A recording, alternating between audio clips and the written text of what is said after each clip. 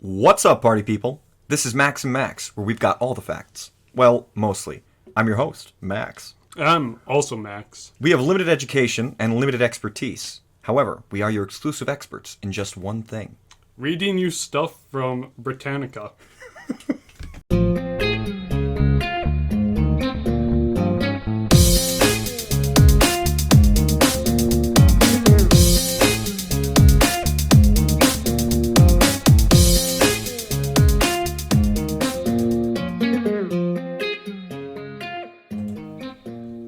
Welcome back, everyone.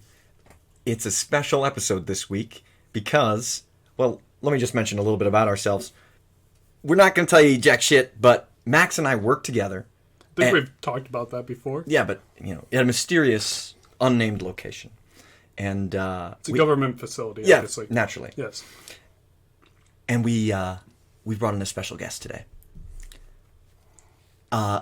He is tall and handsome and glaring at me because he doesn't want to be flattered too much. He is going to be joining us for the remainder of the show. Drum roll, please. Introducing Eric! Yeah! How you doing, Eric? Oh, hey, I'm doing fine. Doing great. Yes. Thanks for having me. Thank you for coming on. Yeah, we haven't talked to him whatsoever before this. No, we've never talked to him before. We just met him in the hallway. Pick me up off the street, as is any classic podcast guest. Yeah.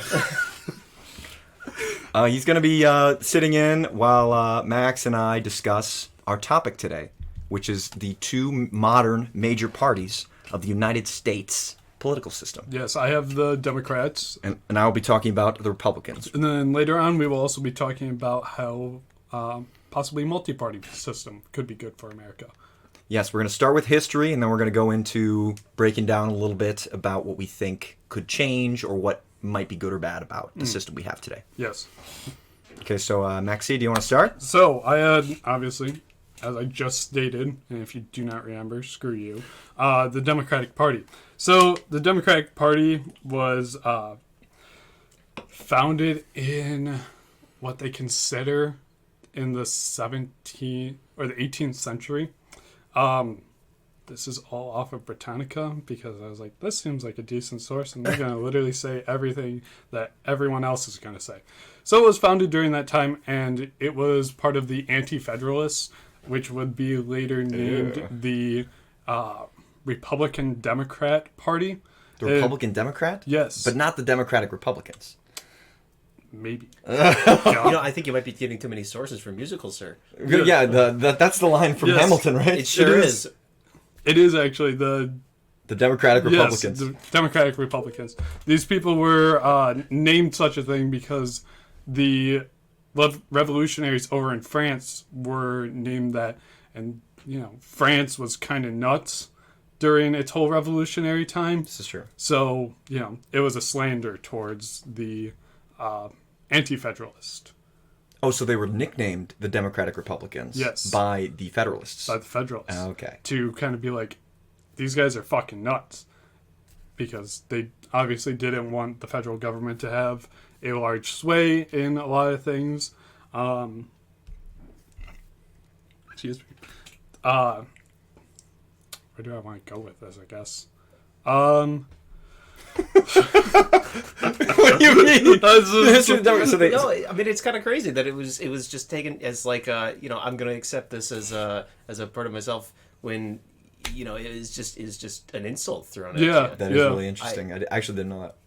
Yeah, it was. So then eventually, the Democrat Republican Party defeats the Federalist Party for a very long time, ends up establishing multiple presidents for a very long time.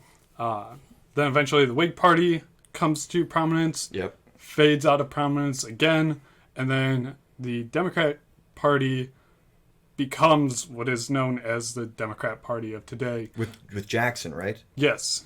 And Andrew Jackson. You see the South take a very strong liking to this anti-federalist movement that it originally started as, because, they were very pro states' rights. Not going to get into what states' rights they were pro, but I think if you have any history on anything, you know what they're kind of for. Right, because the Federalist movement, just as a quick, statement, the Federalist is the idea that the federal government was supposed to be pretty powerful. Yes. And the Anti-Federalists were the idea that we as the United States, just wanted to be a coalition of states with mostly autonomous governments. Yep. Essentially, the state had the right to veto whatever the Federalist government wanted to really do. So then you get towards not to the Civil War.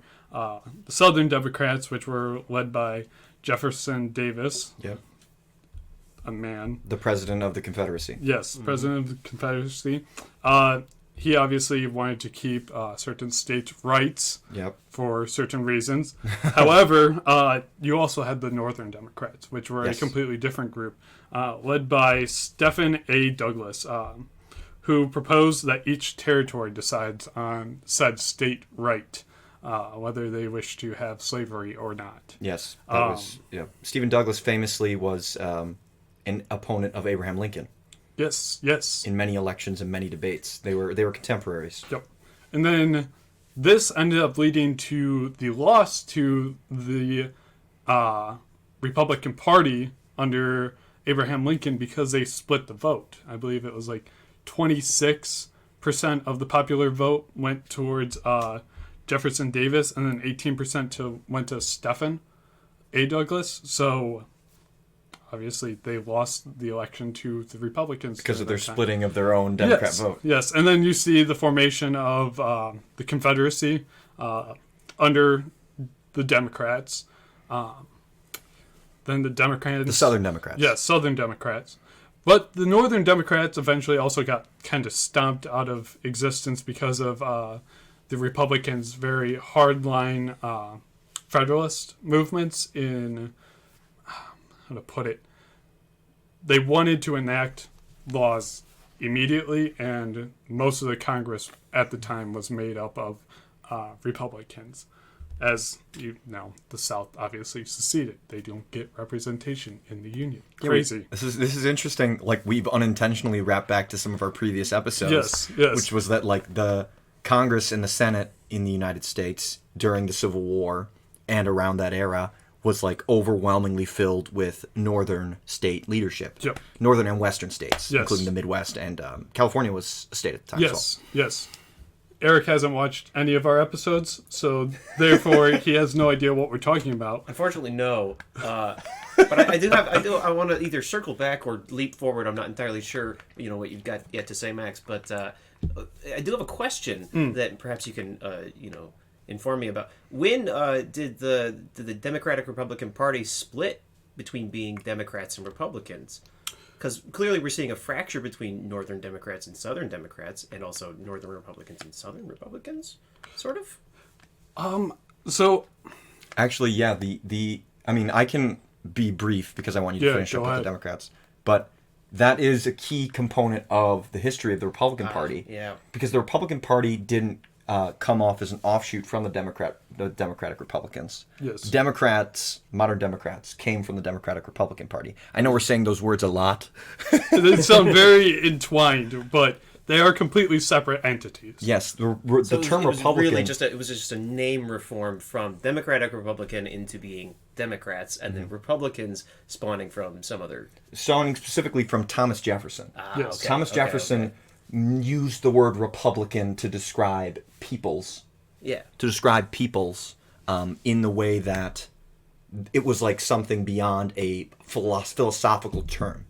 That, like, for example, I mean, many know Thomas Jefferson wrote the Declaration of Independence. Yes. He wrote a lot of the Constitution. He was a framer of the modern United States government. Yep. And he would use, like, the term republic to describe the United States because Yes. we were a representative democracy. We were a republic. We were not. An actual democracy. We are not a democracy Right, in the right. most Greek sense. Yes. So, obviously the split wasn't really a split. It was more of just one, essentially a coalition of smaller groups became the Republicans, whereas the Democrats held the majority of most of the power for a very long time. Yeah, that's a big part of it too. Yep. Yep. Okay. So, in the 1870s, you end up getting the little logo. This is just something kind of fun. You get the little donkey that comes out of the party by Thomas Nass. So to get further into it, it kind of skipped over a lot of the Republican time in the Britannica stuff. So Max will obviously kind of probably fill this in with the Republican essentially rule. The dynasty. Yes, very much so a dynasty. Like in the modern history of the U.S. in the past 30 years or so, there's been a lot of back and forth between the two parties. But back in the 1820s to 1850s, it was almost all Democratic Republicans. And then from the 1850s, including Lincoln, onward, it was pretty much all Republicans leading up until 1896. Yes, up until the end of the 1800s. So at least a solid 50 years. Yes. With the exception of Andrew Johnson, who assumed power because they were still doing the old-timey thing of picking a person from the other party as your vice president. Yep. And when Lincoln was assassinated, Johnson was a Democrat from the North. Well, from a border state. But please continue with the... We don't really like skip him. Skip ahead. Yeah, Johnson sucks. So you get to the 1896 to 1932, where Democrats held the presidency for 2 terms. Woodrow Wilson, personally, my most hated president. Oh, yes. He was a piece of living shit. He was considered a fluke. As I said, I don't like him, but it's also stated in Britannica. Known eugenicist. Yes. Also just, really fucking stupid. Just terrible policy making. He won in 1912 because this is the only reason he won. Otherwise, the dynasty would have kept on going probably for a very long time. And we're not going to get into alternative histories. Not today. But he won because William Taft and former Republican President Theodore Roosevelt split the Republican vote due to Teddy creating his own party. The Progressive Party, yeah. Yes, the Bull Moose Party. He really knows how to name it. He does. Yeah. He liked his animals. Truly. Yes. His animals, his forests, just any nature. Yes. Yes. I agree. He famously expanded the National Parks. Well, founded, perhaps, I believe it was? No. Take a guess who did. Just anyone. Well, we covered him. Yes, We're nerding out on our own shit. Yes. We're smoking our own shit right now. You're popping your own pills. Yes. Goodness, if I'm going to have to guess, it's probably somebody... William Henry Harrison. No, probably not. I'll give you a close, maybe? But it was Ulysses Grant. He created Yellowstone. Oh. Yes. He should have named it... No. Yellowstone? Yellow Grant Park, I don't know. Ulysses Stone Grant. Ulysses Stone Grant. Should have named it Stonewall. Oh, that's the other a Confederate side. general. I know. I realized my mistake. Stonewall Andrew Jackson. Stonewall. Commonly conflated for me. That's just my brain. So then you have eventually the other Roosevelt. Franklin Delano. Franklin, yes. He comes into power during the Second World War. Yep. Very popular president. One of the presidents, I think, did a pretty decent job. Not entirely a great guy, but, he was under a lot of stress. We'll give him that. He also died in office. He was elected 4 times. He was. Died in his 4th term. Mm-hmm. So, during the 19th century, or actually the 20th century, you see the change of the party's, not political beliefs, but it's... How would you put it? It's... Like their constituency? Yes, what they're kind of going for. I guess political beliefs. That's the easiest way. Aims and goals. Yes, aims and goals. And it leans more towards more of a federalist ideology. More power to the government. You see this especially with the New Deal which created social programs such as Social Security and statutory minimum wage, which has not gone up in a very long time. Fuck you, presidents. He also forged a board to include small farmers. This was to obviously combat what ended up becoming what was the Dust Bowl. They wanted to start reaching out to farmers so that way such a thing would not happen again. Very intelligent thing to do. They also reached out towards organized labor through northern city dwellers was one of their big things, creating unions at the time, which was very different from what they were doing before. As like a party, I should say, not as well. Like, people. The union movement wasn't even really around until, True Industrial Revolution. Yeah, like 1920s and such. Yeah, like after. I mean, it wasn't like a unified nationwide effort until like after the Civil War. Yeah, you didn't really because after you got rid of enslaved people, there was this whole idea. Well, we want workers' rights because there was no unions when there was slaves. No, they weren't that concerned about it then. Oh gosh, yeah, there was no slaves' union. That would of course not. Truly could not have existed. God, but yeah, there was definitely a push for workers' rights. Yes, we didn't look it up. I don't think, but there was obviously child labor laws also that came out of this workers' movement in the Democrat Party. Mm-hmm. So yeah, you see the. Then you get into John F. Kennedy, Lyndon B. Johnson. He's an okay president too. Don't really like him. But then you see a push towards civil rights from the Democrats, which is a obviously very big turn away for most of what their old supporter base used to be. And you start seeing more urban people pick up on voting Democrat compared to a more rural area like the South is. So you swing towards the North with voting because of these civil rights acts.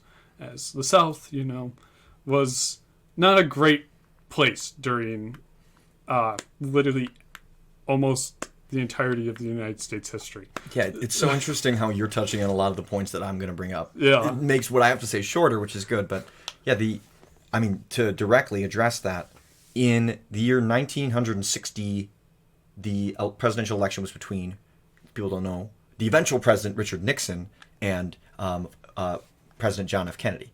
Yep. And famously, Kennedy was victorious, elected one of the youngest presidents ever. And Nixon received 32% of the black vote in the United States, including the late, great Jackie Robinson as his ardent supporter. Jackie Robinson, it was just Jackie Robinson Day a couple of days ago, famously broke the color barrier in Major League Baseball in 1947. And he campaigned for Richard Nixon against John F. Kennedy, who John F. Kennedy's idea was to have the Civil Rights Act eventually. Yes. Because up until this point, black Americans had predominantly supported Republicans because the Radical Republican Party had made the 13th, 14th, and 15th Amendments accessible. Yes. Which is interesting. And then, there was obviously the great migration of black peoples out of the South into the northern cities, and that reflects on what you were just talking about. Yeah. It's very interesting how they ended up... it's hard to say whether they entirely switched policies, like both sides did, like if they went inverse. I mean, there are, people who are, not great people who vote for Republicans now based off of hating certain ethnic groups in America, but I could talk about that too. Yeah. I want you to finish your thing, and then I'm gonna get to that for sure. The divisiveness that has started in the late '60s, early '70s to today, and that's probably what we can talk with Eric about. So then, Eric, Mr. Controversial. Can't wait to import my voice into this. So then you get into more recent Democratic nominees. You get wonderful Bill Clinton. What a great man that was. Stand-up guy. Yes, Yes. Is, honestly. He's not still standing kicking. up He's still over the kicking. desk, though. He didn't really like to go above the desk. Oh, man, that's a low blow. Oh my god! My apologies. Oh, I fucking love it.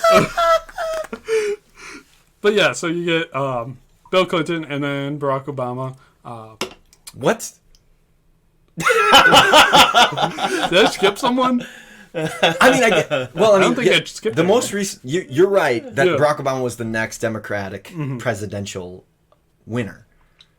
Oh my God! I guess Bill Clinton was no longer president after 2000, and then Yeah. there was 2 terms of George W. Bush, That's correct. Yep. and then it was President Obama for Yes. 2 terms, and then it was Donald Trump, and now it's President Biden. Biden, yes. So So yeah, sorry, continue. Barack Obama, famously the first African American president to the United States. Fucking great. What the hell did he do? He had Obamacare. More federalist kind of stuff. Yes. Democrats have leaned in a more federalist way. In the most simplistic sense. Yes.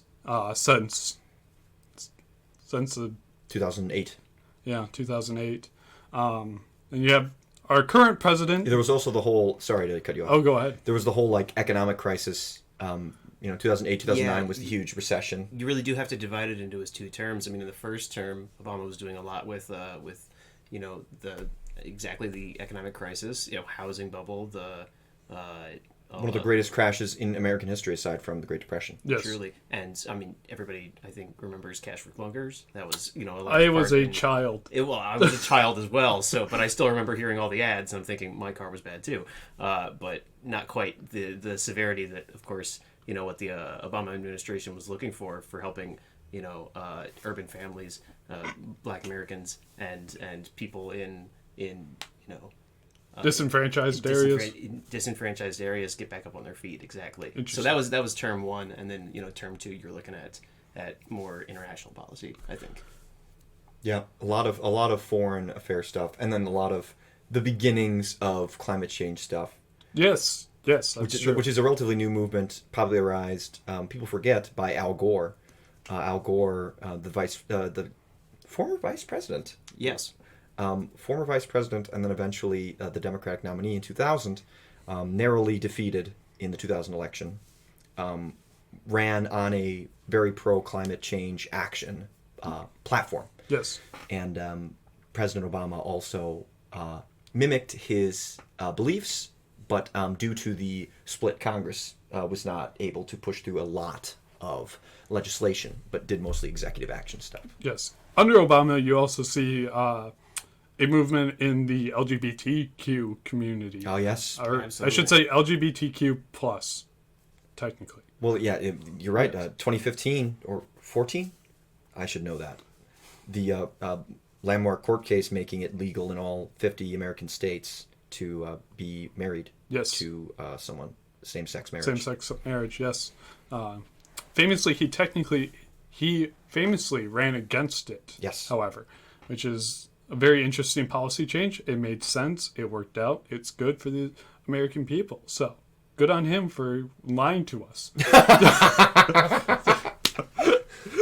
I mean, yeah. I think he had a change of heart like in his first term. Yeah, he's Obama. But yeah, it's Yeah. amazing how recent that was. Yeah. Yep. How both the Democratic and the Republican nominee in 2008 were against same-sex marriage. Yes. And then within 7 years, it was in the Supreme Court ruled as legal in all 50 Yep. states. Yep. And then Joe Biden, our current president, he is a man.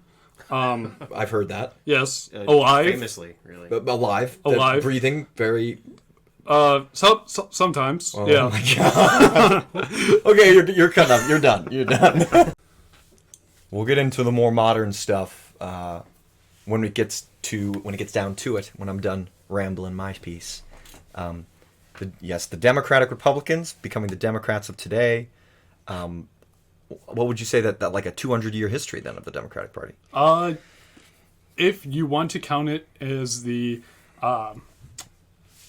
Anti-Federalist Party, yes. Yeah. I personally would not, as I do think those are 2 different parties and their ideology is not the same. I would agree.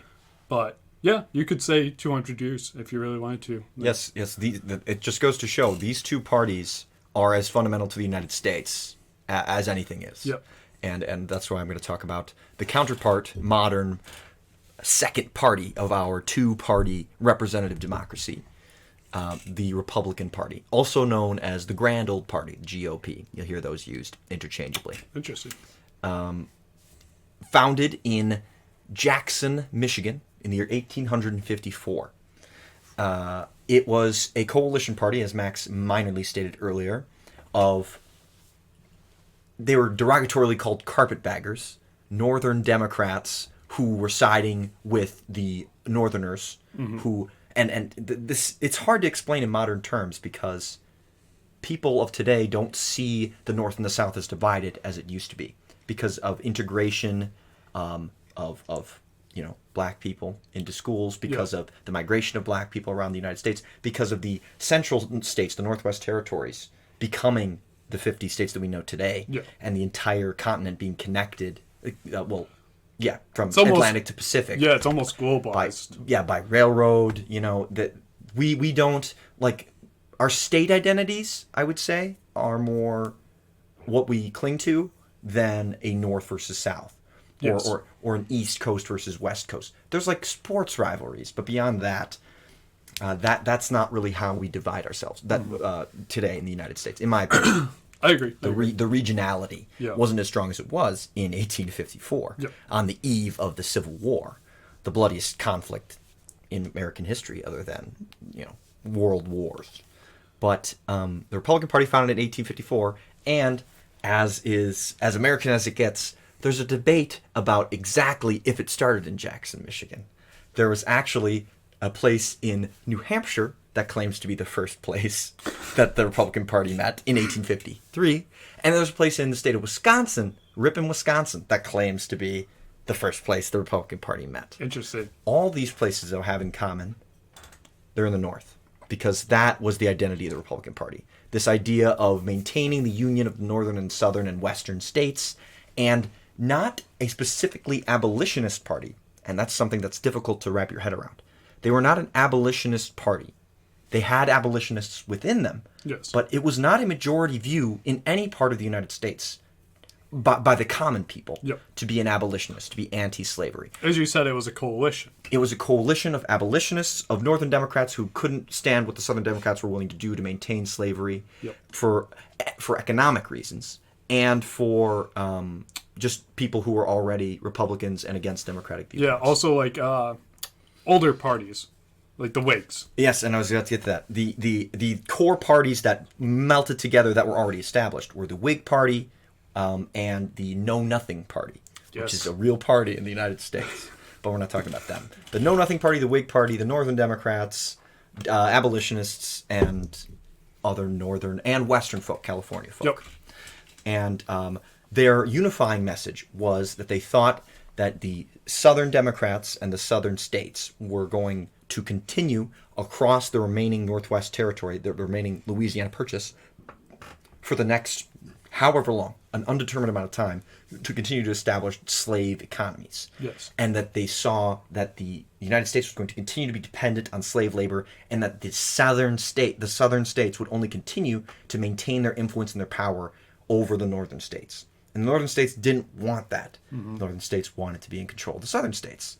And so they hardlined, believed in this, and they ran their first candidate in 1856. I'm spacing on his name, but it doesn't matter because he lost. And there was Democrats for a little longer until the real first Republican rose. And it was, as we know, President Abraham Lincoln. Yes. He was the embodiment of what Republicans saw themselves as. They all, this coalition of Whigs and Know-Nothings said, this is our guy. This is a Republican. And he ran. And as Max mentioned earlier, the Democrats split themselves. The Democrats that didn't switch to Republicans split themselves, and Abraham Lincoln was elected president. The Democrats of the South did not like that, and this country more or less plunged into civil war because of the election of Abraham Lincoln. More or less. There was also, obviously, enslaved peoples, and there was obviously debates, minor debates about states' rights and borders. Yeah. But the tipping point really was the election of Abraham Lincoln. Shots were fired at Fort Sumter some months afterward, after his inauguration. And eventually, he and the coalition states did what they did. We talked about it in our previous episodes. The southern states were defeated, the Confederacy was disbanded, and Abraham Lincoln was assassinated after he was reelected. His vice president was a Democrat, and so we began Reconstruction into modern America. But the Republican Party, after the Civil War, they rode that wave. They rode the wave of, we are the party of Abraham Lincoln, a martyr in the eyes of the Republican Party. Yes. And they rode that, we maintained the Union, we're the boys in blue, for 50 years. And they won a lot of national elections. Yes. The Republicans, as we mentioned, 40, 50 years were winning all the elections. Yeah, I'd even say, and a fair point to them, they did kind of uphold a lot of Lincoln's ideology, too.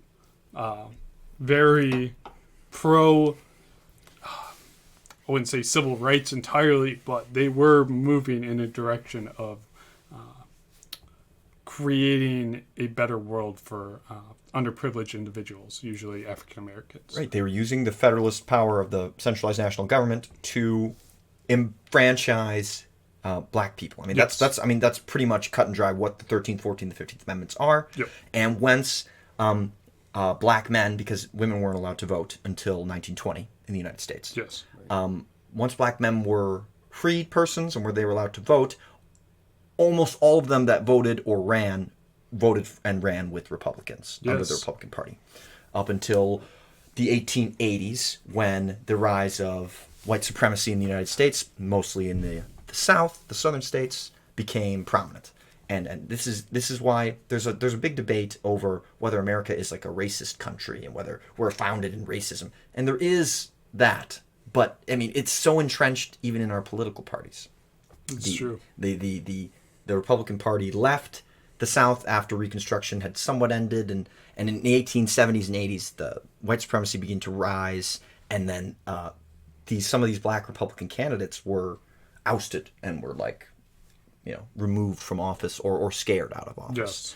And it's led to conflict that it bred the Jim Crow era and segregation in the South. Mm-hmm. And that was kind of put on the back burner for the industrialization of the United States. It was kind of forgotten about, unfortunately, for like the better part of 40 or 50 years. The Dred Scott decision in the 1890s made segregation legal, and from there it was pretty unbridled. With the creation of the Rust Belt and the movement towards the industrialization, like you obviously said, it created more of a focus for the Republicans to focus on the North more than the South. Those Northern values, that was what the party was founded on. They kind of forgot about the abolitionist values in pursuit of that Northern white evangelical identity. Hegemony that is still in the Republican Party today. Oh, almost certainly, Yeah. And it's I'm not trying to disparage Republican people. I'm not saying that they're the people that were racist and the Ku Klux Klan people that we've just discussed, they're long dead. Yes. But it's history that has to be acknowledged. And that tumultuous period of the 1880s through the 1920s was led on the federal level by Republicans. There was some assassinations. There was World War I. And in World War I, the Republican Party started to, right around that era, the Democrats put up some populist candidates, and that's when there was the Teddy Roosevelt movement. Yes. Teddy Roosevelt was elected, and he was very popular. I'm losing my train of thought here, but he tried to make a new party. And that's all that is to say. There's been conflict in the United States before around parties and around founding third parties, and a lot of it occurred between the 1880s and the 1920s. And it's reflected a lot in our modern politics, but I'm not going to go into all of that because that's too much to talk about. Yes. But the second big wave that will be very familiar to modern people, modern Americans, will be around President Eisenhower. President Eisenhower was elected after Franklin Delano FDR Roosevelt won 4 consecutive terms during World War II and then was replaced by Harry Truman afterward. Yep. So there was like 25 years of Democrats in the White House. The Democrats tried to run again to win again, and the Republicans were almost... Harry Truman bowed out, and he wasn't going to run. Mm-hmm. So it seemed that the Democrats didn't have a strong candidate, so that it seemed all but certain that the Republicans were going to win this time. Yes. And this led to the Republican primary being the big cutting point in 1954. President Dwight D. Eisenhower, as we know him now, was General Eisenhower at the time, and he had led the Union Allies during the war in Europe. Oh, yeah. Famously. Very famous quote that he ran on was, "Everyone likes Ike." Mm-hmm. Mm-hmm. We like Ike. Yes. They had radio broadcasts. Yes, we like they did. Ike. And that's something fun that I kind of wanted to mention, is that it's not all doom and gloom with politics. Back in the day, they didn't have TV ads, so they used to make jingles, and that's why political cartoons were big. The donkey, yep. the elephant now was also a political cartoon. The Republican vote was seen as so big and powerful that it would swing any election because they were so coalesced around the Republican name, and that's why they were portrayed as the elephant, because they would just break the scale. And it was also mocking that it was kind of like they were just voting on the name. They weren't really voting on policy, but... we like Ike, very popular. Ike was his nickname for Eisenhower, for Dwight, I guess. I don't even really know where Ike comes from. I didn't even. I don't either. Old-fashioned sensibilities, probably. Yeah.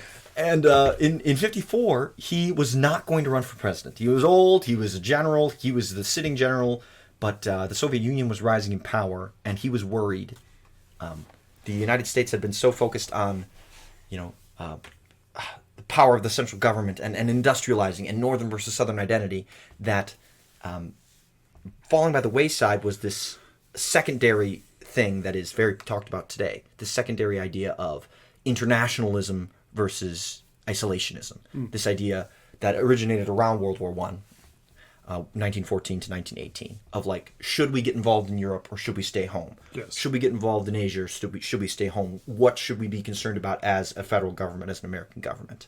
And Ike was a general in the war and was obviously an internationalist, was pro-intervention, because he thought that the best way for America to protect itself was to get good, strong allies and to branch out into the world and to project strength and then, to benefit from that. And he was not going to run, which would in a pretty much uncontested election, until this man, Robert Taft, yes, descendant of William Taft, former president of the United States. And there was a famous meeting in right before 1954 election. I called him in, the general of the Union Allied Forces, said, "Hey Taft, I know you're going to run. I know you're a heavy favorite to win. I'm not going to run against you as long as you tell me that you are going to maintain our troop presence in Europe, as long as you maintain our relationships abroad. Because if you do that, that's the only thing I care about, really. I'm not going to run against you." Mm-hmm. And to Taft's honesty and credit, he told them, "I am not going to do that. I do not believe in that. I'm an isolationist. We need to fix our stuff at home. I am not doing that." And look where he got him. It's crazy. Lost him an election. that bastard, he should have lied. But Eisenhower, there was a press conference that day. He's a general. He's in his general uniform. He comes out of the press room. He takes out his note cards with him saying he's not going to run, and he rips them up in front of the crowd and says, "I'm running for president. This guy sucks." And he, like, more or less, gravitas, unbelievable. Like, yes. I'm like the story of American politics has always been very juicy. Yes. And he ran, and there's a brutal campaign against each other, and he won. And that Republican talking point, as well as the abolitionist talking point that eventually came out of the desire to win the Civil War, projected modern politics for 100 years, and that talking point of internationalism has projected modern politics for another 70 years. Yeah. Since then, the United States has been extremely involved in foreign affairs, whether we've liked it or not. Vietnam, Korean War, Cold War, Syria, Libya, Afghanistan, Iraq. Currently Ukraine. Ukraine with those sort of no boots on the ground, but direct military intervention. Yep. And it's amazing that two Republican things weren't so much because of the Republican ideals, but so much as they were just deep-rooted American ideals. I mean, they're seen that way today anyway. Yes. They're seen as true American ideals, and they came from the Republican Party. And so he won re-election, and then Nixon Nixon ran for the first time against Kennedy. It was the first television debates. Television had just come around in the 60s. Kennedy was very handsome, very charismatic, and a very capable debater, and he defeated Nixon in all the TV spots, and he won the election. Even though by this time the relationship with black voters in the United States and the Republican Party has waxed and waned, but it was still like about 70-30. 70% of them had shifted to Democrats at this time, and then 30% were voting Republican, most notably Jackie Robinson, Yes. a very famous Republican, called himself a Republican. But after the 1964 election, in which Lyndon B. Johnson was elected, the vice president for John F. Kennedy, he took over. He, in his second term, passed the Civil Rights Act. The Civil Rights Act, actually, contrary to popular belief, this will be the last thing I say about the Republicans because you already mentioned a lot and we can segue into a debate thing. It was a bipartisan act. Republicans and Democrats supported it. The most vocal opponents were actually Democrats, which is bonkers because people today say the Democrats are the parties of civil rights, of human rights, all that sort of thing, and they weren't. The most vocal opponents of the Civil Rights Act of 1964 were Democrats, and the reason that it shifted, like that was a watershed moment because after that, the political ideology of the United States massively shifted. Yes. Because it led to integration in schools and led to a whole bunch of really great policies that helped shape a better United States. Yes. But it led to the eventual nomination of a man known as Barry Goldwater in 1968. And Barry Goldwater he called himself a Republican, but Jackie Robinson and many other vocal Republicans who were people of color did not like him because he began banging the drum of anti-immigration, which had always been around in the United States, but had never been used as much as a political platform. A party of like old values and old white evangelical, northern wholesomeness, which kind of wedged and perceived by people of color, by black Americans, as like a racist ideology. And Barry Goldwater and Richard Nixon eventually, who won the presidency. Richard Nixon backed down on all of his civil rights proponents and was very strict, and it was a whole mess in that 1964 to 1972 range with Goldwater and Nixon that led to almost all black Americans for the next 40, 50 years voting Democrat. And even today, the most recent 2020 numbers showed about 85% of black voters voted for Democrats, voted for President Biden. Yeah. Which is, 15% is not nothing for Republicans. That's not, but it's pretty strong majority. I believe a lot of that has also, like, not to touch on too much of current day politics, but I think a lot of it has also shifted recently, as I know that Joe Biden is starting to trail in his popularity as a Democratic president. Yes.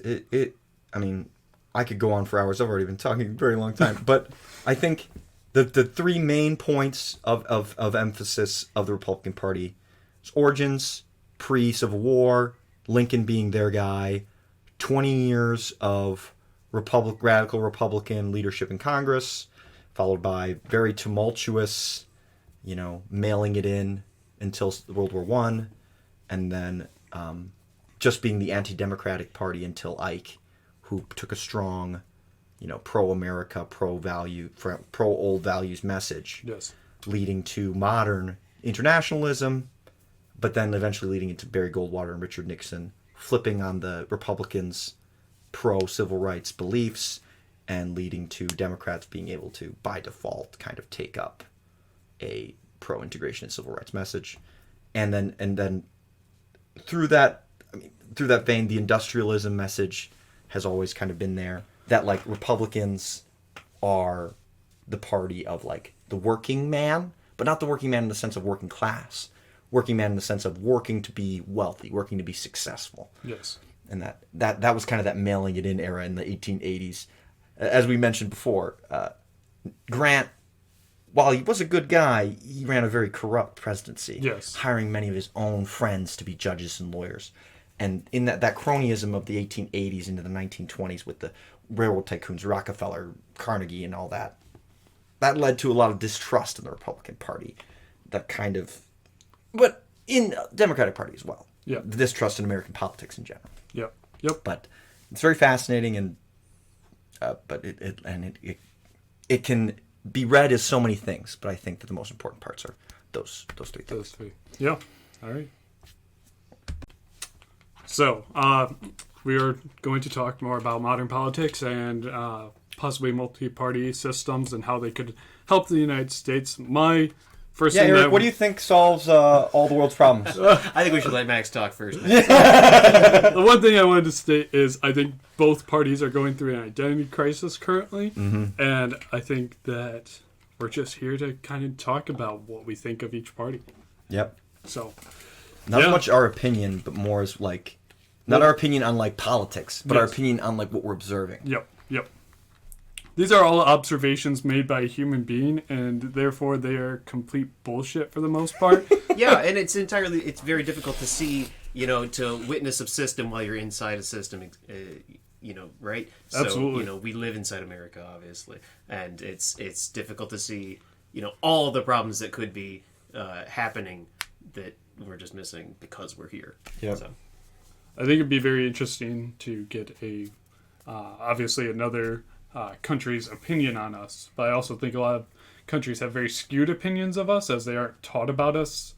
Yeah. You read enough Reddit and you realize that every European hates America. Yeah, because yeah, we're pretty all much. fat and lazy or whatever. So, And then they come here and love it. and then it turns out, only like half the people are fat. Yeah. Myself included. And then they're like, and then they want to eat McDonald's every day, and they're like, "Yeah, this is pretty good." It turns out it's pretty tasty, right? But exactly. So I mean, if we're gonna talk about American politics, Go for it. I think it's important to say right off the bat that if we're gonna talk about a two-party system, and voting within a two-party system, it's difficult to enact any sort of change by going against it, and that's not a controversial opinion in any single way. It's really it's important to see that when you're looking to change the system from inside, it's more necessary to go for laws changing voting processes and different types of actual election types. I think something that I've noticed, specifically, this is more towards the Democratic Party. They have enacted a lot of laws that stop smaller parties from being able to run on ballots, which, that's kind of crazy to think about, but you don't see the Green Party on most ballots anymore. I don't know. Is it state by state? It's usually state by state. I think with the last election, we actually saw one of the highest third-party numbers in a long time, with Joe Jorgensen being at 1.9% of the vote. You're talking about presidential election. Yes, presidential. And specifically Joe Jorgensen running on the Libertarian Party. Yes. One of the three, I'd say, top third-party candidates were Libertarian, Green Party. I think there's like a progressive one there's too. Progressive Party, but most of those not hitting numbers more than 5% of votes in most constituencies. Yes. So, sorry, continue though. Oh no, I was just making that statement. That's very. I guess it's odd that the Democratic Party does, like, it makes it harder state by state. This being so that they make it harder for these third parties to get into the election. I believe usually it's you need a certain amount of signs. Yeah, you need signatures.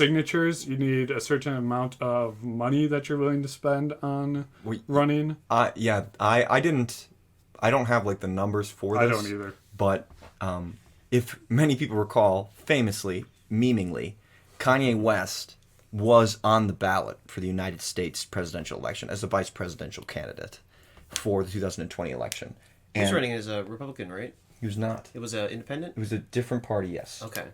With another person, a man, I believe. Interesting. I do not remember his running mate. I apologize to his running mate. Arguably less important than Kanye himself, But it was in that ballot. They are an actual party, and they actually got enough signatures to run legally. Because many people don't know. I don't want to be all braggadocious about it, but you can't just say, "I'm running for president," and then all of a sudden you're on the ballot. You have to file with the United States government and apply. Say, hey, here's proof I'm a United States citizen. I'm going to run for president of the United States. This is, I am over 35 years of age, and here is my money. Here are my signatures. Boom. Yes. And the reason that people use the two-party system like we do, there's a lot of reasons, and I want to ask Eric about that while he's here. It's because those parties are almost as old as the United States itself, yes. and therefore they can streamline that stuff lickety-split, yep. which is why they have so many people in their primaries. I mean, my goodness, in 2016, what was it, 25 Republicans ran for president of the United States? It was unbelievable. Yeah.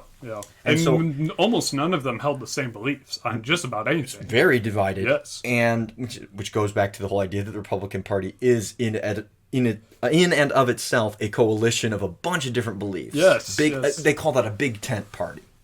But Eric, I wanted to ask you, seeing as you're guesting with us, and you just heard us talk about both parties, what do you think going forward is going to happen with these parties? If you had to guess, just pick. What do you think we're going to keep these parties? Do you think they're going to change? What do you think? I think it's difficult to say that we're going to see any reasonable change happening to either of these parties anytime soon. It is true that they've been around in our history for over half of it at least. Yes. Close to 2/3 in the 2/3. Democratic Party scenario, and it's odd to think of really seeing any current third party candidate rising up to take that position. Because most of these third party beliefs, these values, tend to be not centrist enough. And looking at centrism versus extremism is a little bit aside from just talking about Democratic and Republican Party. But take for example, the Green Party tends to run on a slightly more radical left policy, and it's not going to entice enough people in until you see possibly some wide global, in my words, catastrophe. Almost, it's either going to be an usurping of one party by a current or unlikely newly established third party, or just a complete reformation of the two-party system overall, which personally I'm a fan of. I would like to see something changed in that way to reflect what is more commonly seen as what the American people want to see. It's not everybody falls in the line with Republicans, even if they are a big tent, or Democrats, where you do get a lot of different beliefs under the tent. Yeah, for sure. I mean, both of them are big tents. Like Exactly. that's like their strength and their weakness. Yes. Right. Yeah. So until you're able to see a bunch of different parties reflected on a ballot with the equal kind of weight that you would assume that somebody could be voted into office, then you're not gonna see a change from Democrats and Republicans. So. Yeah, Max, what do you think? I have some thoughts I want to share, but I'll share after you guys both go. Like, do you think there's going to be a change in the whole two-party situation that we have? I think like what Eric just said, especially with the whole, I think climate disaster could be a huge boon for the Green Party. Yeah. I think they're waiting in the wings for that. Yes. Unfortunately. Yes. I think a huge boon for something like the Libertarian Party would be the federal government being exposed for extreme domestic terrorism. I think something where the FBI has been possibly funding. This is obviously just speculation in a way, or just like the worst case scenario, they're funding these mass shootings that happen very often, or they have agents. If they were to do yes, that, yeah. if they have these agents in these like horrible situations, I think that could be also a boon for the Libertarian Party. Like, get rid of these massive groups that essentially police us without us knowing they police us.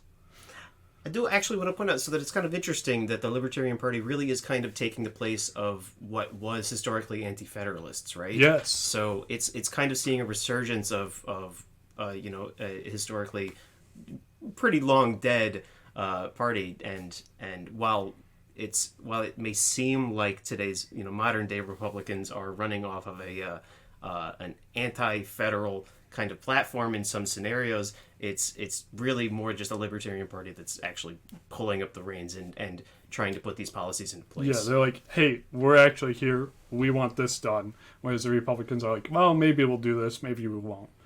That's exactly what I was gonna say.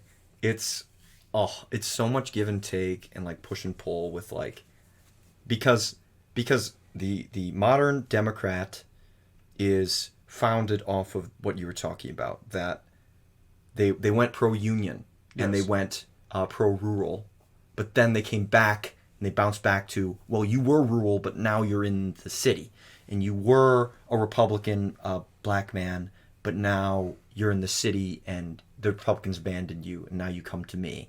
And there's this whole like, you have to compromise and twist and contort your beliefs as an individual, regardless if you're black, white, Latino, Asian, and you have to like just push yourself into one of these parties, even though neither one of them really fully represents any one thing.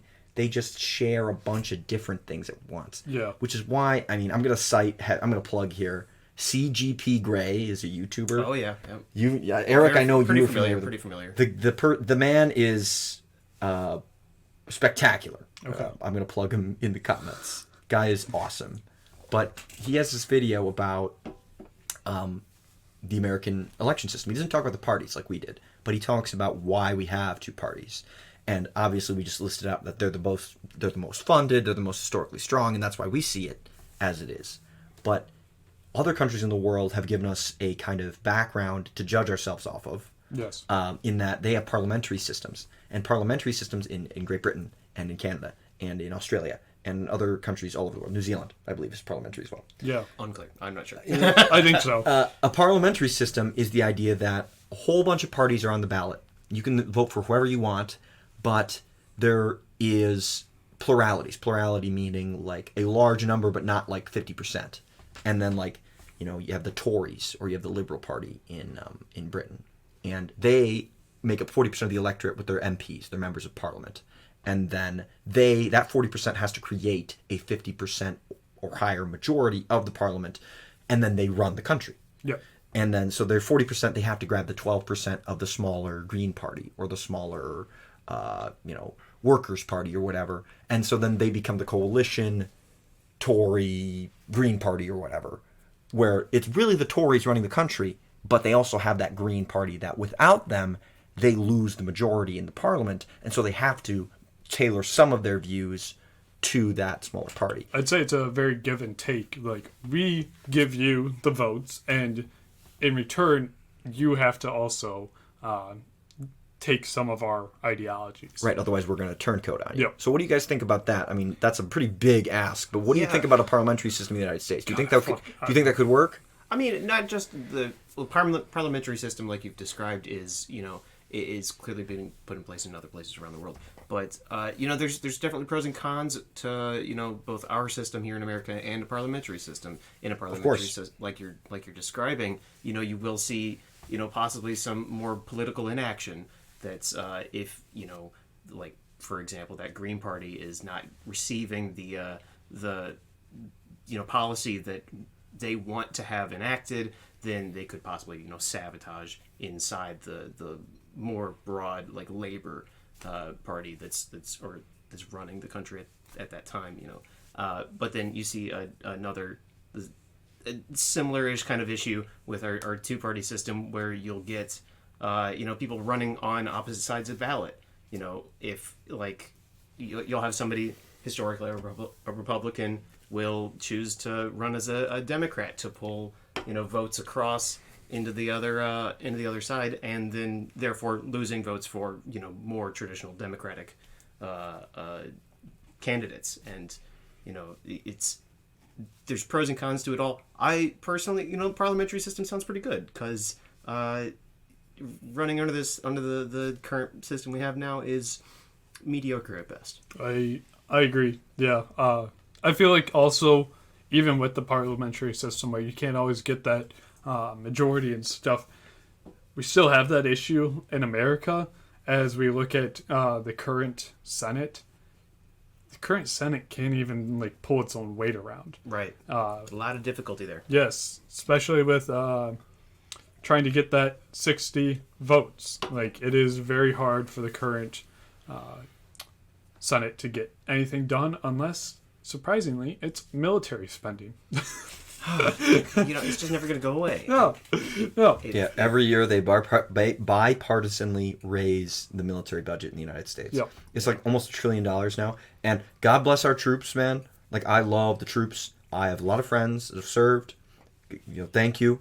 But that money isn't going to our troops, man. It's not their veterans' benefits. No. It's on warships and planes and lining the pockets of these businesses that are producing these weapons. And granted, some of these weapons have been good, this is getting a little opinionated, but some of those weapons have been good because we're sending them to Ukraine and stuff like that right now, which I think is objectively good. Yes. But it's hundreds of billions of dollars.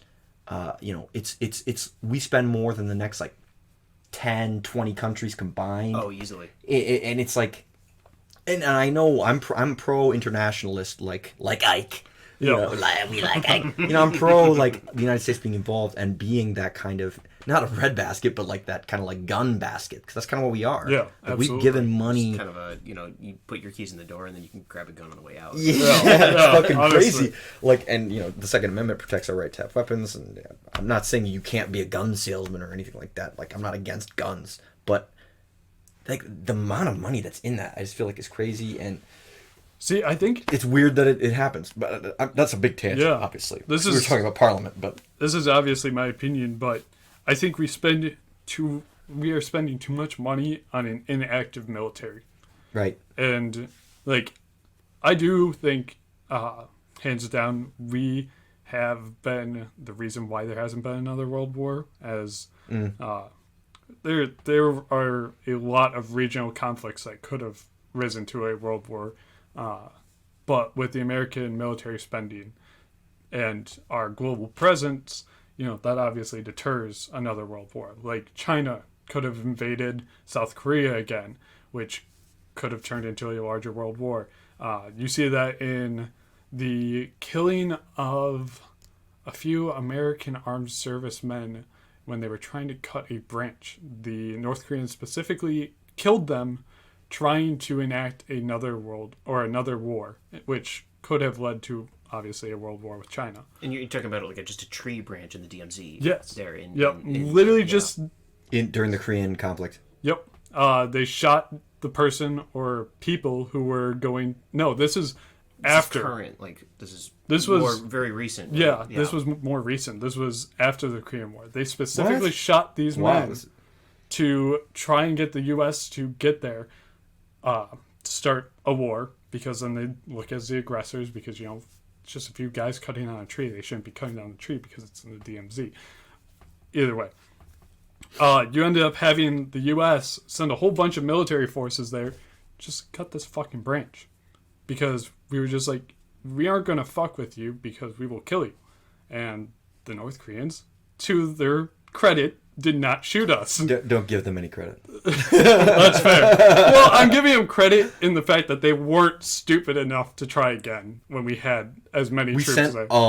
We sent a platoon just to cut this branch. Yes. To say fuck we you to Korea. literally That's the most American thing I've ever heard. It does sound a little bit excessive, yeah, but I truly I'm not really on the same side regarding a global presence, but sometimes thankfully this wasn't extreme action, this was merely action. You need to form a little bit of a show. That's exactly what NATO is trying to do, and currently in Ukraine, and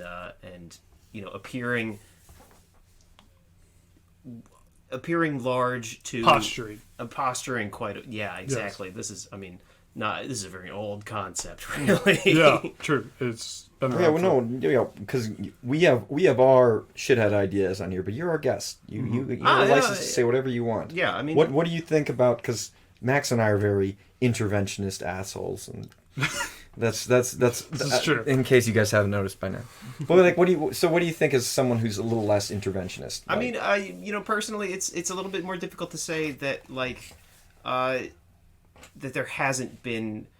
Obviously, there have been upsides, downsides to a lot of things, but I do think it's a little bit of a hot take to say that it's having a military presence globally has been able to stop World War III or World War IV, whatever that might be, considering what kind of was in a social sense a war, looking at the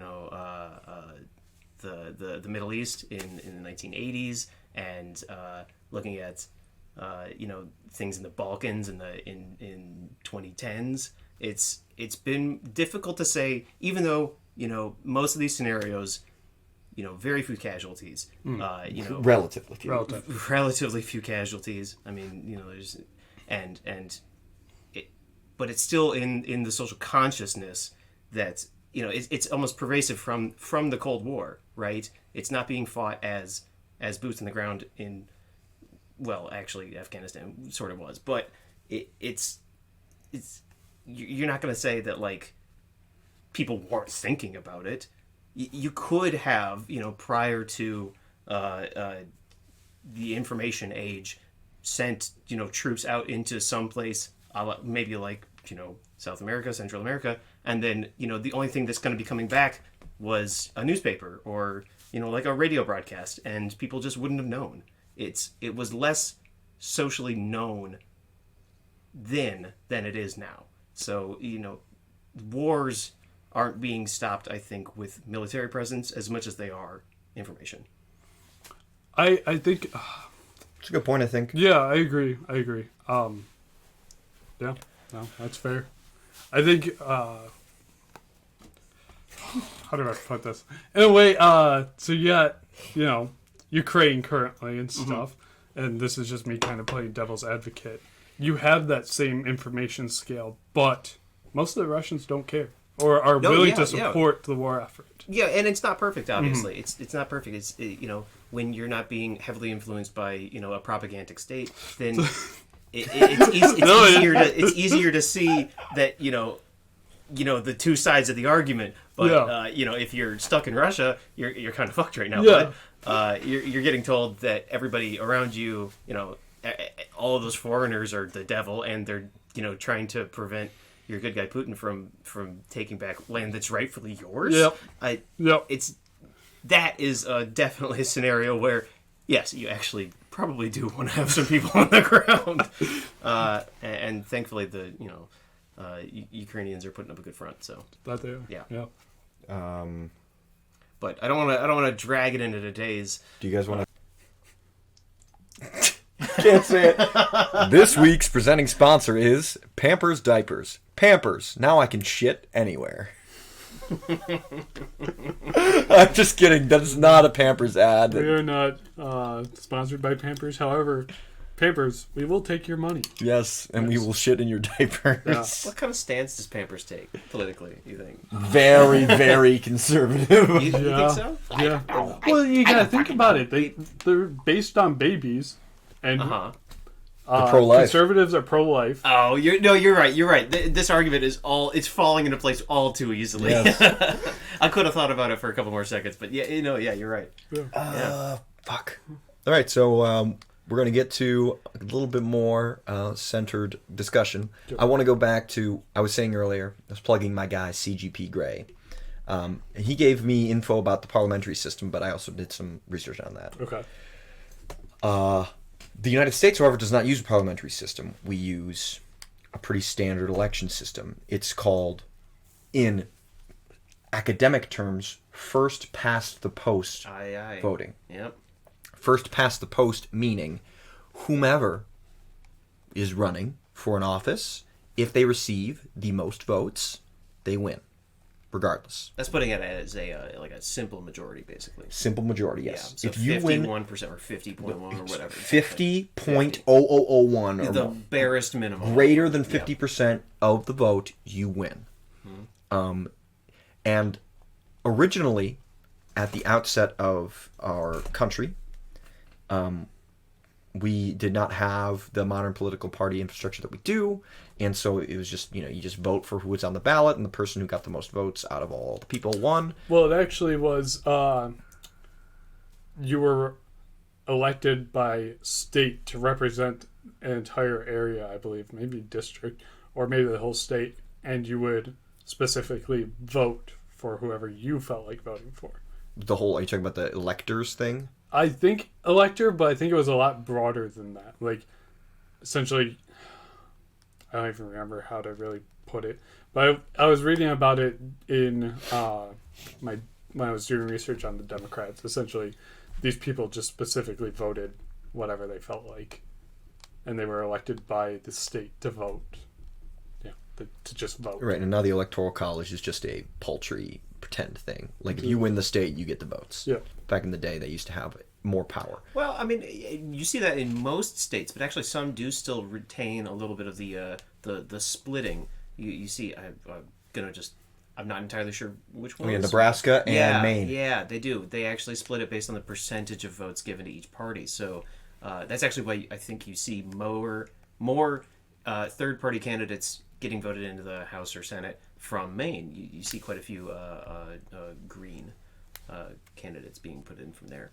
Yeah, it's interesting how like a little state, a very small state like Maine, can actually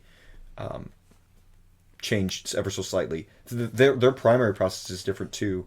I believe they have ranked choice voting, which is a commonly cited in their primaries, perhaps. Yeah, I think it's it's CGP Gray. CGP Gray plugs. Well. I'm going to plug him again, but he's not. He didn't invent these things. No, he's just merely an educator. He is an educator. He lists all his sources. I'll plug him and his sources as well. But he talks about a solution to first past the post voting, which mathematically speaking inevitably leads to a two-party system. Mm-hmm. It's just a mathematical truth. Yeah. In that he I'll try to say it verbally, but it's probably going to come off as confusing.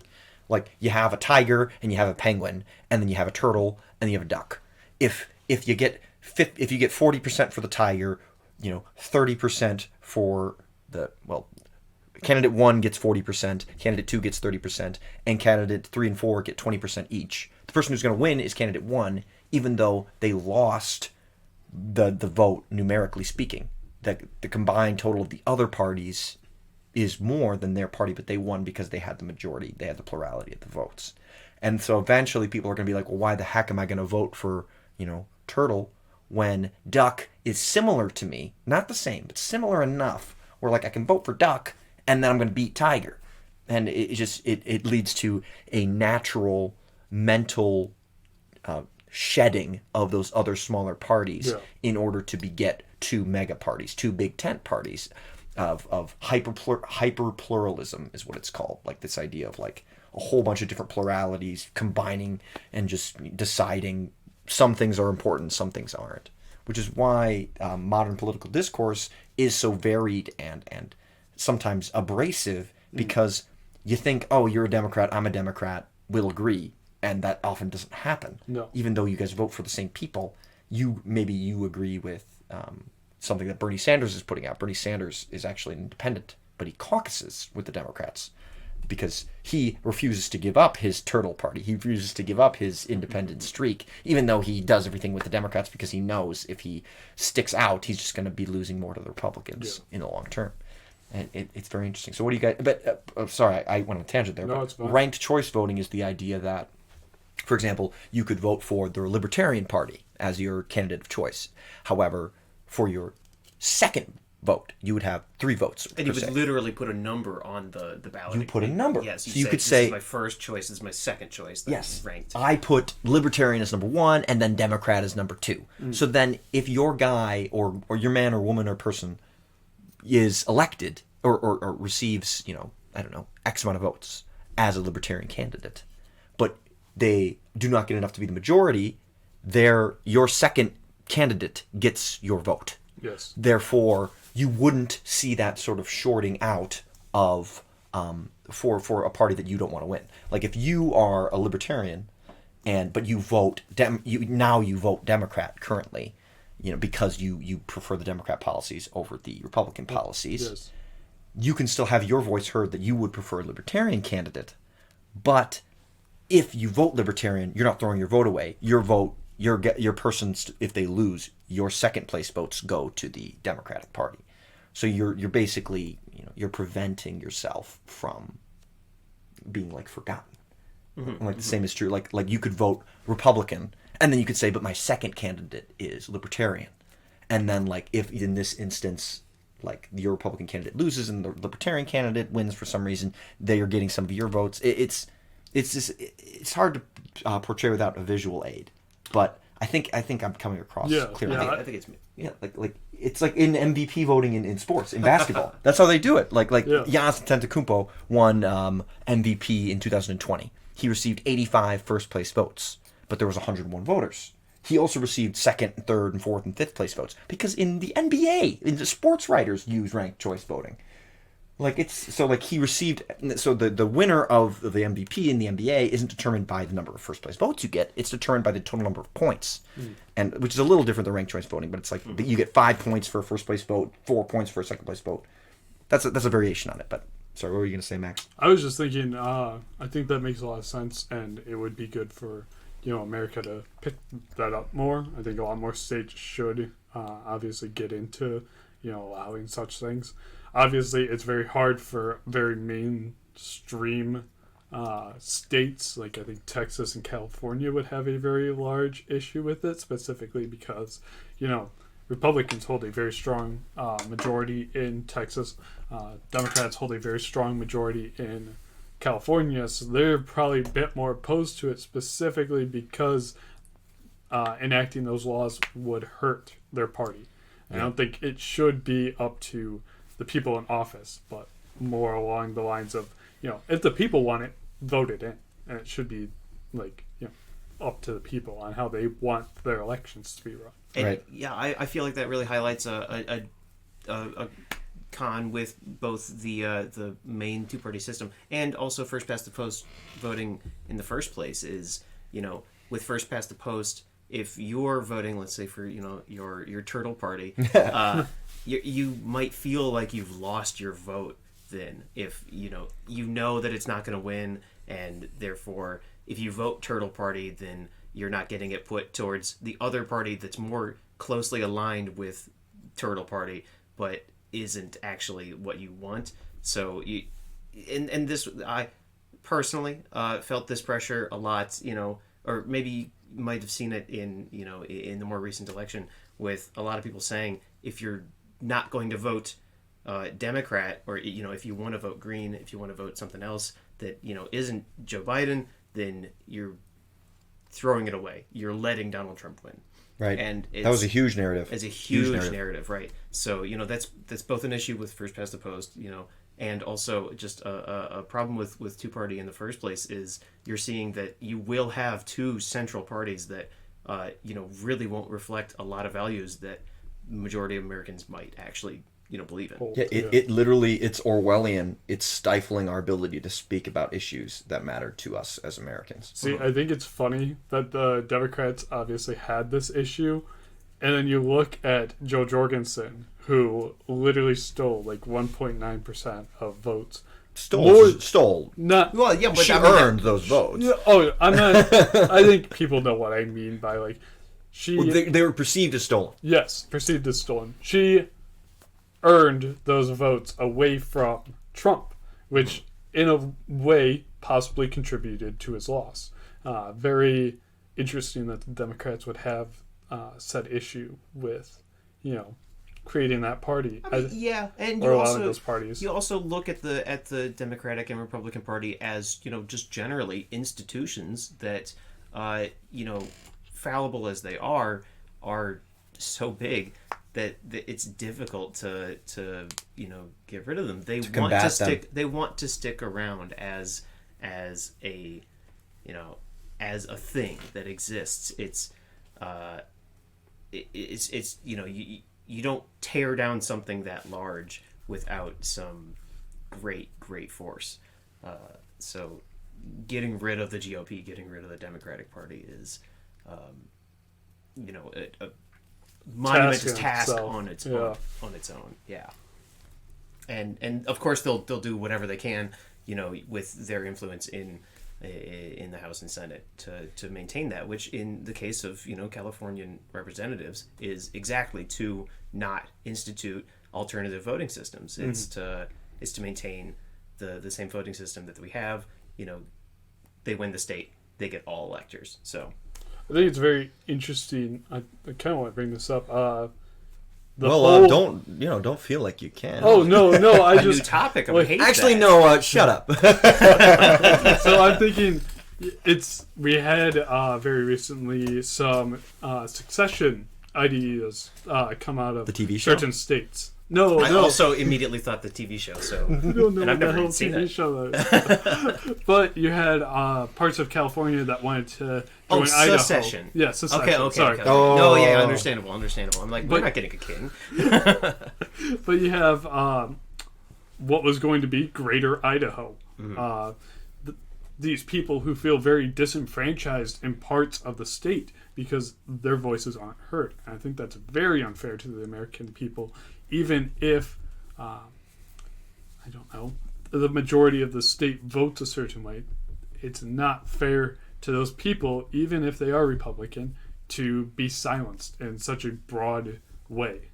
Yeah, and not even looking at, what the actual belief systems, or, what they're actually proposing for. There are, of course, some very poorly held beliefs, or beliefs held in the states here that are completely wrong, and I'm not going to... Garbage. Terrible. Absolutely the worst.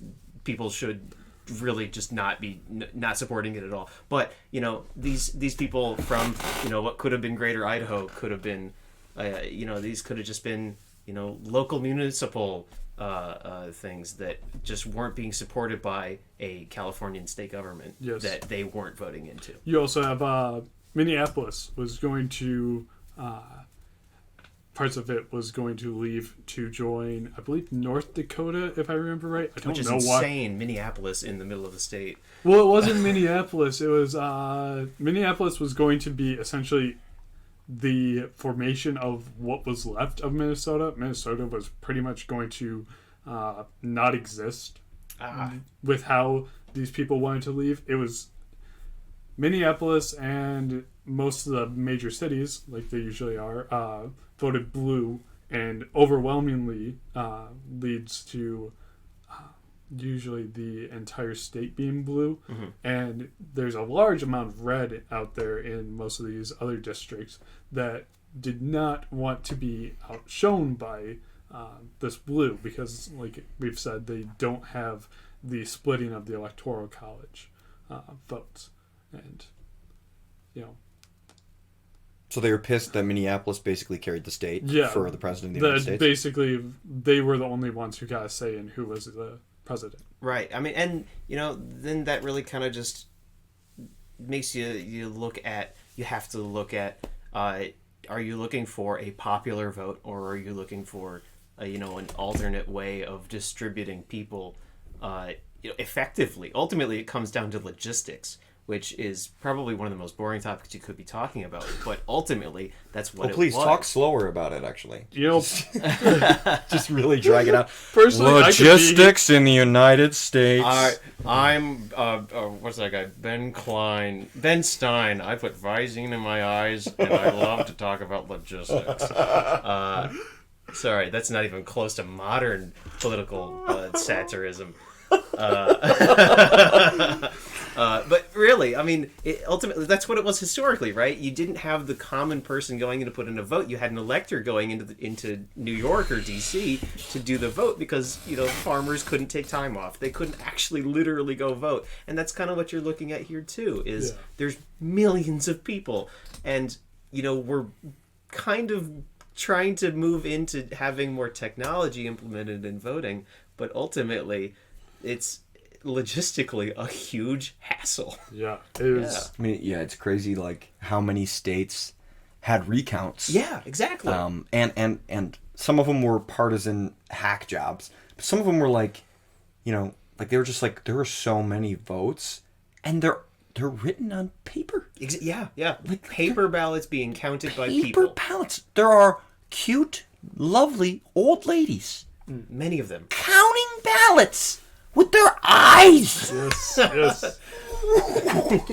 I mean, think about that. I can call somebody in Mexico. I could just call them. Hey, that's crazy. How's it going? I can call them, set up an appointment, and then fly out and meet them. Just meet them. Oh yeah. I mean, within hours. It's just within like a couple hours. Or the soonest plane, and then bada bing, you're in Guadalajara. Yeah, right? A different country of hundreds of millions of people, which speaks a majority different language than I speak. Oh, you know a little Spanish. I know a little Spanish. Un poquito. I know a little Spanish. I could get on a plane with my passport, throw it on a credit card, and fly to Mexico. Mm-hmm. I mean, that's the modern world that we live in. It's crazy. Like 100 years ago. Like, that's insane. What I just said was a mentally insane, impossible task. I would hate to have ridden a horse for weeks to get down there. Yeah. And 50 years ago. We use like the same kind of voting that we did back then. Yeah. See, I think... It's crazy. I remember this being a very large talking point on the Republican side, but this is going to be a personal take. I think that this in-person voting is very essential to the protection of the democratic process, as I think mail-in, no matter how you look at it, could be a huge possible way for voter fraud. Huge way. I understand that. I understand that. Yeah, because it's not. I'm not like even taking this on like a partisan thing. This could be a threat to our like the way we do democracy, because you're literally relying on a mailbox to not get flooded with a bunch of random votes. That is all you're hoping for. You can also have that issue with people going in, but they have to check your ID. They have to you have to physically move in places that have voter ID laws. Exactly, yeah. You literally you could grab a package, shove it in the mail-in voting box, and there's a whole bunch of votes in it. You're not wrong. I mean, and the largest of systems always come down to the smallest. In that, like a mail carrier would, there were plenty of news reports about mail carriers depositing, vote-in ballots, absentee ballots, just into garbage cans or whatever. Yep. It comes down to the smallest person and or the smallest task, the most minute of details, mm-hmm. and ultimately, you're right. The potential is there. It certainly is. Yeah. I hated that it got politicized. Like it's not political. It is like something that should be concerning people, because though it is a lot easier to mail in your ballot, you should also be like, hey, is this safe? Is this safe for what we plan to do as a democracy? Well, I think, with respect to a valid opinion, excuse me, valid is a stupid word and overused. A good faith opinion that is. The idea behind mail-in ballots is for disabled persons, right? Yes. For elderly persons, for people who work on Tuesdays, which is 80% of people who work. So many yes. men. I work on Tuesday. You work on Tuesday. Most people work on Tuesday. Just about anybody that isn't retired. It's the idea that I could write this up on Saturday and mail it in and be done. It's a simple sort of approach to it. Makes sense to everybody. Yep. I don't think anyone has a problem with that. I don't think you have a problem with that. Not at all. That makes sense. But then there's also the idea that now you're basically handing your vote, a very valuable thing, off to somebody else. Yep. And I think that does make sense.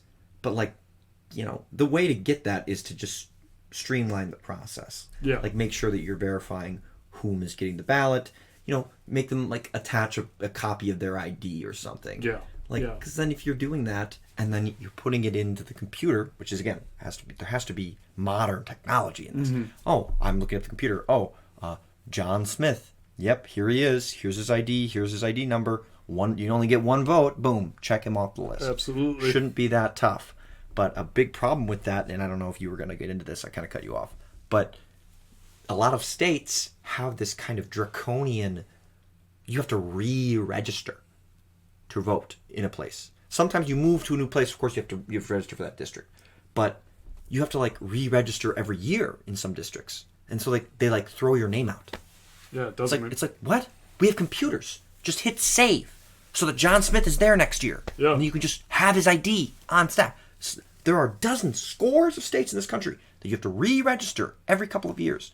And I think that's a problem. I think that's wrong. Absolutely. There's states like Wisconsin that have same-day registration, which kind of cuts out that issue, where like you can show up and you can register and then you can vote right away. Yep. But in states like Georgia, all over Georgia, if you don't register like months in advance, you can't vote in person. You can't vote in person, let alone mail-in. I mean, so there's a lot of the weird state-by-state laws of voting is silly, and as you just described, there's minute things that have to be addressed because voting is very important. But we should, I think, as a collective American consciousness, it should be focused on getting more people to vote. Yes. That's what it should always be about. And you want more people to vote. You want everybody to have the right to vote. Like, that's what we're all about. And, well, I don't want to get too bogged down into what is ultimately a very controversial topic, but exactly taking on that is getting more people to vote. Right. There are certainly scenarios where lawmakers, without the people's interests at heart, might not want people to vote. Right. And ultimately, that's where some of these more draconian laws get instituted. There's certainly the opinion that exactly the re-registering every year. It prevents plenty of people from being able to vote because of time restrictions on their job or simply the place that they live. Or in a lot of states, there's the argument going around with voter ID laws. It's there's plenty of people in inner cities or whatever that might not actually even own an ID simply because the only ID that a lot of people tend to use is a driver's license. And if you're not driving, you don't need to get a driver's license. Therefore, you've never actually had a state or a government ID. So there's these laws. Certainly are tailored in ways to definitely prevent some people to vote for, better or worse. See, I think this is the only thing I would like to say on that. I think that inside inner cities, you actually have a higher chance of people having driver's license because there's so much driving that you have to do inside of inner cities. Whereas more rural areas would have issues getting to a DMV, as like in my county, the DMV was in the center of the county, and there was none other in the county, but the county's quite large. It could be a 30-minute drive, and if you don't have your own car to get to there, well, then how are you going to get your ID? Yeah, I mean, so this problem isn't just on one subsect of people. Yeah. Obviously, if I say inner city, the mind immediately wants to go to typically Democratic leaning, possibly, black or Asian, typically going to vote Democratic. Absolutely. And if you think rural, you're probably going to think Republican. So in this case, it's difficult.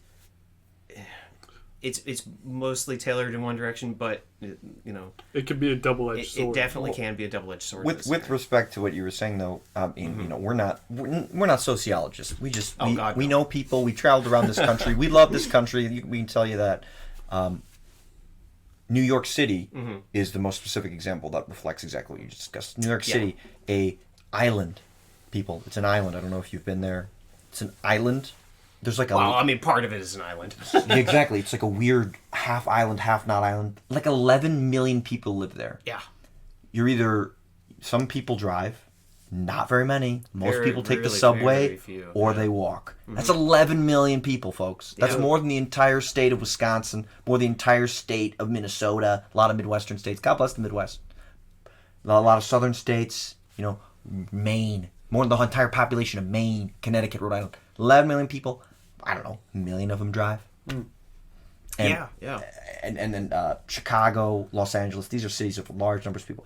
I mean, we could get into the whole idea of urban sprawl and this whole like modern culture of like. Yeah, I definitely didn't want to get too bogged. No, yeah, that's a little boggy because we're talking about voting. Here. We're talking about really, parties. Yeah.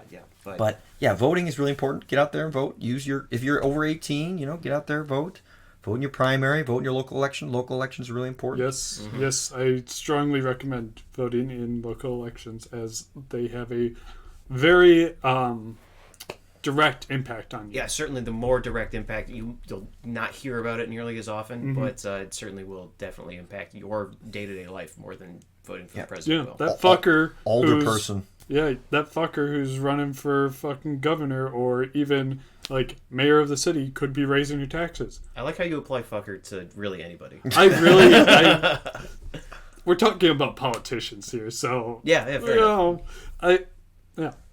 Yeah, fuck that guy who's going to raise your taxes. That's a whole new topic. Is there any good politician? Ooh, that's a different. Different day, different podcast, different episode. That's a very different thick-sode. Yeah. I do want to have one more topic before we close this wonderful special guest episode. We talked about ranked choice voting a little bit. We talked about voting rights a little bit. We talked about parliamentary system, two-party system. I think let's end on a more light-hearted note. What do you guys think of political humor in this country? Oh, it's fucking awesome. Like, there's a. I would love to hear. No, yeah, please. Yeah, I'll start That's specifically. a very quick. Back in the '90s, rest in peace, Norm Macdonald.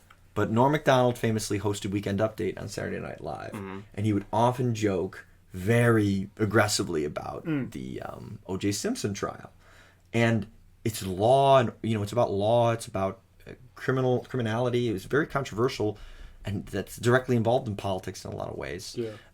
And I believe that 90s era led to a lot of political comedy becoming mainstream, leading to shows like Real Time with Bill Maher, The Tonight Show with Jon Stewart, Daily Show, The Daily Show, Colbert Report. excuse me, The Daily Show with Jon Stewart, excuse me. The Colbert Report, now The Daily Show with Trevor Noah. The Colbert Report now, he's on The Tonight Show. And now a lot of late night talk shows. Johnny Carson used to do The Tonight Show. Yeah. But now Jimmy Fallon, Jimmy Kimmel, Seth Meyers, all these people. A whole host of... A lot of them talk about politics, which is not something those shows used to do. So what do you guys think? Do you think America's becoming too obsessed with political humor and not is associated with political action? What do you guys think about that balance? So this is Max. What do you think? You go first, and then we got to get Eric in. Slightly different, but I personally, my political humor comes off of whoever I decide gets the short end of the stick for the day. Okay. I legitimately just like making other people's lives a little bit more angry. It is wonderful. There's a meme. And maybe I'll find it and put it into the podcast at this specific time, that it is whatever group I am trolling, the exact opposite is my political belief. And that is kind of what I go off of whenever it comes to humor. I find just about everything funny when it comes to political humor because most people take it way too seriously. So who was today's... or recent, not today. Recent... TikTok likes to show me a lot of both Republican and Democrat stuff. The most recent one was Democrat stuff of me just kind of making fun of them. And then, prior to that, a lot of Republican stuff of me just making fun of them because, they comment and it's so much fun. It is just so much fun for me. I don't know why. You're just such a troll. I literally am. Just sitting right in the squat. I am taking shots on both sides. Yeah. I'll have commented on one video. Someone will get back to me on another, and they're just completely opposite spectrum videos. But I'm taking these people's side for this video, and taking these people's side for this video. You just like seeing the anger. You like seeing the argument. It's just I like seeing if they can actually back it up, and then you get to the point where they're like. I don't have time to show you the facts. And I was just like, okay, shut up. You're a loser. Yeah. It's like, cool, you didn't do anything. You aren't even trying to persuade. That's the thing that I like to do. I want to see if these people are willing to persuade me to their side of the argument. I don't even start it out hostile. I want to see if they're willing to interact with other people. And I think, sadly, most people aren't anymore. Yeah, Eric, what do you think about that? Do you think that what do you think of our political culture in the United States today? Certainly, probably in my limited lifespan, what I've seen so far. We're wily veterans, folks. We are old as shit. At a ripe old age of insert age here. Yeah, I'm a Gen Z hanging out with boomers. We are fucking boomers. Definitely are quite incendiary is what we're seeing. Is a lot of huge shots taken both sides of the aisle. People love to hate the others, and it's definitely reflected in today's humor. But occasionally you'll see the rare innocuous, just the Bernie sitting with the mittens or whatever. Right? It's pretty. Nobody. It's funny, but not because it's political. It's funny because it's about a politician. So, as far as where I sit on political humor, truthfully, my favorite political humor is reworks of Ben Garrison comics. I don't know if you've seen any of these. Do you know who Ben Garrison is? Please enlighten me. Ben Garrison is a really heavily right-wing comic author. He might have been doing stuff that was a little bit more centrist for a while, but started to really take off in Trump administration. 2016, 2017, 2018. He was, doing political cartoons. So, it's got the style of like everything being labeled with the thing that it is. And what I really love about these edits is people on Reddit going in and then, it's a little bit crude. And then they'll edit things with like, there's a syringe or whatever. And then they'll label it with like cum. It's truly it's incredibly crude. And then they take the name Ben, Ben, and then they turn it into penis, and it's Penis Garrison. These are my favorite ones to see. Truly, they are some of the highlights of my day. So yes, I guess my humor is taking shots at huge right-wing people that just kind of make nonsensical arguments, and even the actual content of it isn't going to be pro-Democrat, pro-liberal or whatever. It's just kind of don't like seeing like the stupid shit that's being said by this one person. Yeah. What about you, Max? Where are you at? I don't know. I really like when I was younger, when I was in high school, I was like a really big Ben Shapiro guy. Okay. So that might age me a bit. When he was first coming up in high school, I was like a big Ben Shapiro guy. What was he on prior to? Like, do you remember when he was at the University of Wisconsin and he like yelled at that kid in the auditorium? No.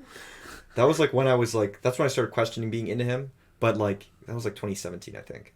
But before that, like when he was on the come up in like 2015, when like Trump really started like making headway with the Republican nomination. And what was his name? Milo Yiannopoulos. Do you remember him? Oh yeah, I remember that whole zeitgeist, that whole saga of like modern conservatives. I was really into him because he was like all about like owning the libs. And when I was like 16, I was like, yeah, own those libs. What are the libs now? But I've changed politically since then. I identify as like an independent now. And like, so like I with Max, that's why we kind of made this podcast. Really, we both are kind of independent of a party, and we kind of find funny things about both sides because our values are different. And we like to kind of just mix it, Yeah. And I think that one's funny. Like I think Ben Shapiro's like he's still funny now, but like. I think we were talking about it. He's like the Bill Maher of the right. Right, because there's Bill Maher. I also enjoy Bill Maher. Yeah. Because both of them, I mean, some of you guys might hate me for saying this. I think both Bill Maher and Ben Shapiro are really smart. I think they're very smart men. And that makes them able to make good jokes, just subjectively. Yeah. So I guess the question, do you think that Ben Shapiro is a political satirist? Or is he really still, is he actually less into the comedy of it? Or is he actually, just a political commentator. Right, because Bill Maher was a comedian before he had the show that's about politics. So like it's weird. He's like in the reverse of Ben Shapiro, where like Bill Maher is like a satirist turned political commentator, and Shapiro I feel like is a commentator, an advocate, a conservative activist turned satirist. You think he's actually going more into being, jokes and stuff? Now? I do Really? think that. Yeah. Like Okay. I feel like he is like I've seen him a lot with his like movie reviews lately. His TikTok posts. TikTok, yes. He's on TikTok, and he like, for example, like an activist you would assume runs in circles with lobbyists, right? This is just my personal interpretation, but an activist runs in circles with lobbyists, endorses candidates, right? And then like everyone's talking, oh my gosh, they're so compelling. Do you want to run for office? That doesn't circle either Bill or Shapiro.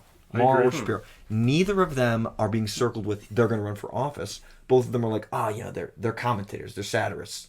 They're making so much money off of their shows. Then why the fuck would they run for office? Yeah, that's fair. Yeah, I mean, This is my take on it anyway. I agree.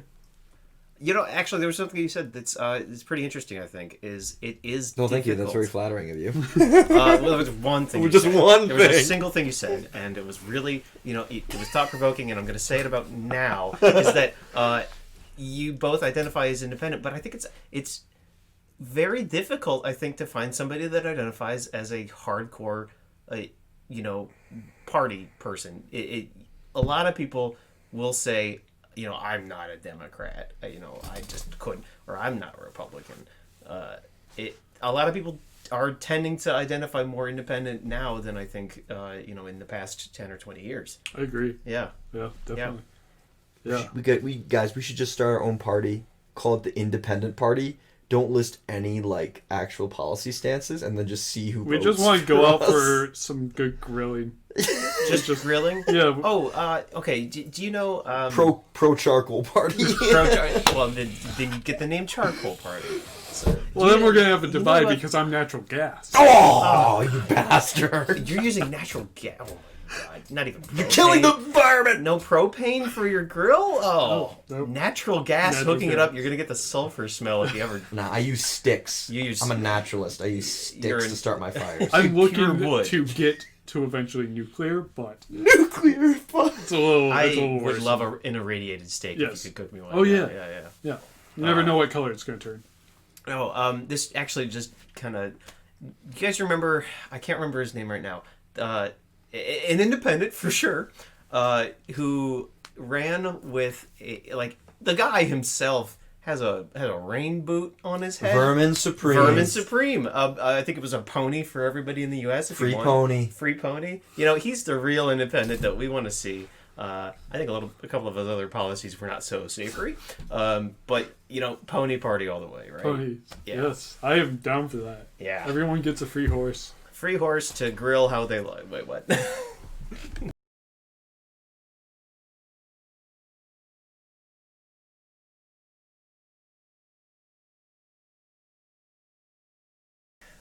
That'll just about wrap it up for today. It was a pleasure having you with us. Hope it was weird enough for you. Catch you guys next time. Thank you very much, Eric, our special Hey, guest. Yeah. No, pleasure being here. Thanks for having me. All right, 2 songs of the week, one from me, one from Eric. Mine is Are You Gonna Be My Girl by Jet. Eric? The Barrel by Aldous Harding. Wow. Yeah, a bit of an indie. Wow, look at you. Lamps are overrated. Ceiling lights do it well. Oh my god, wait, 3, 2, 1. Peace out, bitches.